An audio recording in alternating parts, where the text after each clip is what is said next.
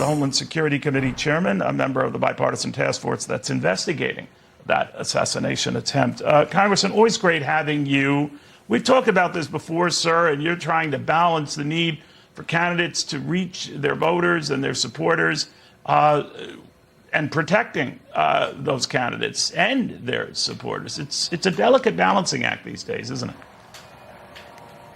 Yeah, it is an incredible balancing act, to look at, one, what happened and what happened to the president particularly, and then balancing both, because this is really a bipartisan issue. Trying to dig into what happened there is a bipartisan issue. So we have got to do everything we can to protect not only the president, but the people who actually attend these rallies. So we're going to get to the bottom of it in this investigation.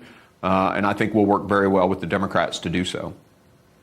You know, there are a lot of unanswered questions, and it seemed like in this briefing by the acting, Secret Service director, he raised more questions than he answered.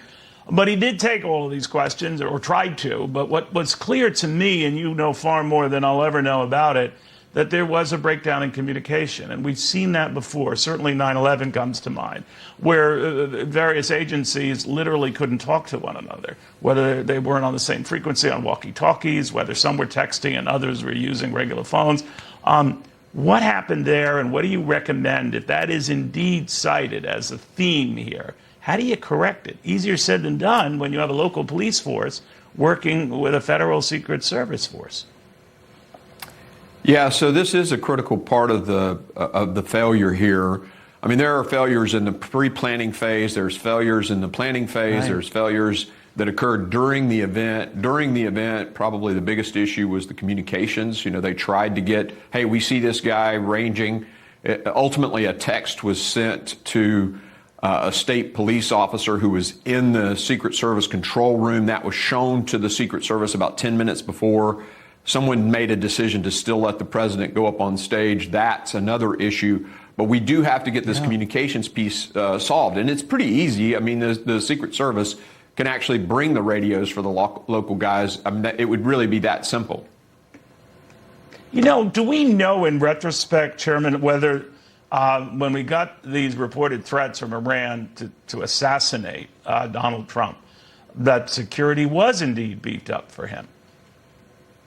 So they added some technology, Neil, but they didn't add people, and they only informed the campaign about 7 days. They held that information, it turns out, 14 days before notifying the president's detail that there was an increased risk. And then all they provided was increased technology. They didn't provide additional people. For example, there wasn't a canine team that swept the area first on this event, and that's just unacceptable. They didn't cover that building, and that's just unacceptable, knowing the fact that there's a heightened risk. So failures in the intel phase, failures in the assessment and preparation phase, and failures during the event. There are going to be a lot of recommendations for Secret Service and coming out of this investigation.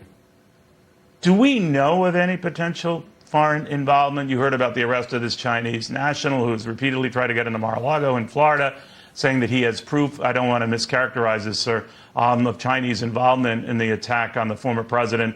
I stated earlier this Iranian potential link. What do you make of it? All too soon to tell? So we're going to ask those questions, and the way we're going to approach this thing is we're going to look at every single possible course of action. Was there some, domestic intentionality there? Was there some foreign intentionality and enabling of this shooter? All of that will be dug into, and right now, nothing is off the table. All right. How long do you think the investigation goes that you're leading, that you're helping? Well, Mike Kelly is the guy who's in charge of the task force, right. And I'm, committee chairman of Homeland, so I'll be integrally involved with him and helping him. But I anticipate this taking several months. We're already working. We're forming not only the team, but we're also forming the strategy by which we go after the information. He and I have had conversations nearly every day. I think I ask this every time you're kind enough to join me on the show, Chairman, but the motive of the shooter, Do we know of any, even after these 3 I'm not weeks? sure. Yeah, I'm not sure right now they have enough information. They've hired the Israeli company to get into the encrypted stuff that they have found. Right. But I'm not sure there's been a breaking of that device or those devices or servers yet. But the FBI has hired them to actually break the encryption. Hopefully we'll get into that and find a motive. But his social media was clean. His family, all of his friends, they basically describe a loner, a young kid who was sort of picked on during high school and just off by himself. That's the best we've got right now on this guy. Yeah, that part fits a pattern sometimes. Mark Green, thank you so much. And as the congressman indicated, this is about